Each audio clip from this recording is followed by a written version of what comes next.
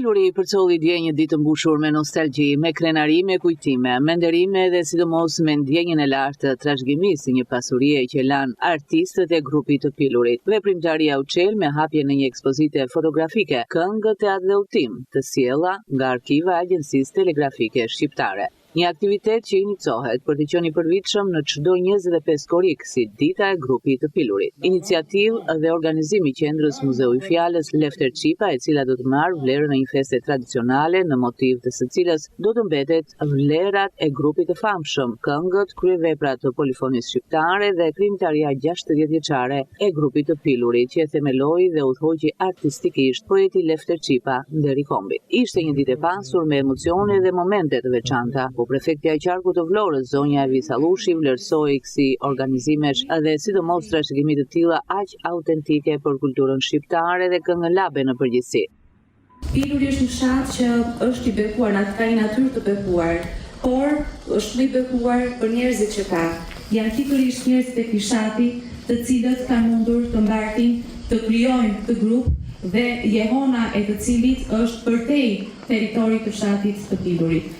Sot ne jemi këtu për të festuar këtë 60 dhjetor, për të nderuar themeluesit e këtij grupi, të madhin Lefter Çipa, drejtuesit ndër vite, ata të cilët kanë kontribuar në dhënien e këtij emri të madh të grupit të Pilurit, dhe patjetër unë dëshiroj, kam besimin dhe dëshirën e madhe që të rinjt të marrin stafetën e krijuar në vite dhe ta përcjellin këtë traditë të krijuar të grupit të Pilurit. Grupi i Pilurit ka shkruar epokë. Unë kam qenë e vogël, 12-13 vjeçe. Aty ku jeni ulur juve, aty kemi bërë provat me të paharuarin Lefter Çipa. Ishim një grup miks, edhe të vegjël në moshë, edhe më pritur. Bëm një program kështu si punë koncerti dhe konkuruam në Himar. Atje ishte herë e parë, morëm çmim të parë. Nga Himara ngjitëm me Llogaran, arritëm në Vlorë. Nga Vlora arritëm në qendër lart prapë në Tiranë. Ju bë një jehone jashtëzakonshme. Sa ti jemi gjallë, jetoj dhe kënga dhe polifonia e grupit Pilurit është këtu, s'ka litur në zemrën time. I bëj thirrje dhe i them që gjithë brezit të ri dhe këtyre se janë të ri, ta promovojnë dhe të mos e lënë, të mos e harrojnë këngën edhe polifoninë e Pilurit. Të jetë e pavdekshme në breza. Sepse kur isha e re, thoshja buko, kur të mdesë babaja, mamaja, unë do harroj dhe do këndoj, nuk do qa dot. Sepse jetoja, edhe në gjumë jetoja me këngën. Ju a them sinqerisht, edhe sot jetoj me këngën.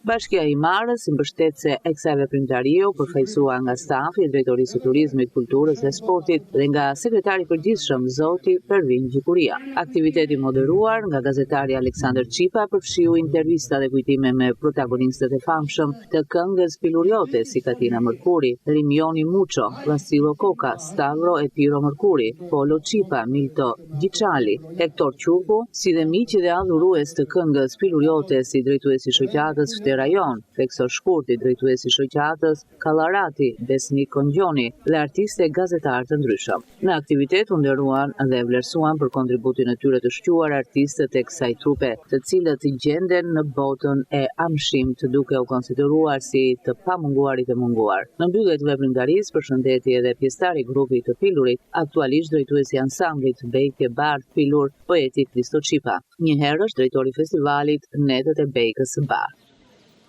Është një ditë historike, aq kujtim dashurve, aq të dashura, se ringjall të njerë Pilur. Kishte dhe të tjerë këngëtarë, po ishte një grup i frymëzuar dhe i dashur nga gjithë fshati dhe nga gjithë Shqipëri. Kemi dhënë kontribute me kongresën dhe gjithë, kam marrë pjesë në çdo si mbumshës dhe si kërcimtarë. Dhe jam shumë falenderuar për këtë ditë historike, sa t'i jem, dohem me atë guxim, por u lë dhe një dijeni të mirë të rria të raja, të vazhdojnë. Pas veprimtarisë, pjesëtarët e grupit të Pilurit evokuan përmes interpretimit të tyre repertorin e pasur të këngëve të famshme.